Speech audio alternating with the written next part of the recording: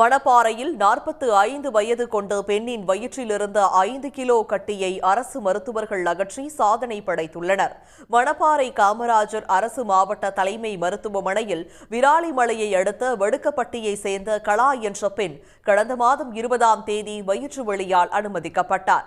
மருத்துவர்கள் ஸ்கேன் எடுத்து பார்த்தபோது வயிற்றில் 5 கிலோ கட்டி இருப்பது தெரிய வந்தது. இதனையடுத்து அந்த பெண்ணுக்கு அரசு மருத்துவர்கள் குழு 3 மணி நேரம் அறுவை சிகிச்சை செய்து வெற்றிகரமாக கட்டியை அகற்றினர்.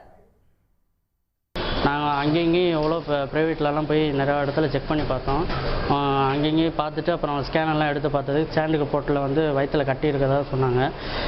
அப்புறம் இங்கே கவர்மெண்ட்டுக்கு எழுதி கொடுத்தாங்க. கவர்மெண்ட்டில் மணப்பாறையில் ஜிஹெச்சில் பார்த்து நல்லபடியாக இங்கே எல்லாமே ஆப்ரேஷன் பண்ணி இங்கே நல்லபடியாக போயிருக்காங்க. ஒரு யூராலஜிஸ்ட் சப்போர்ட் இல்லாமல் இவ்வளோ பெரிய இந்த ரூரலான சப்போர்ட், மணப்பாறைங்கிறது ஒரு ரூரல் ஏரியா தான்.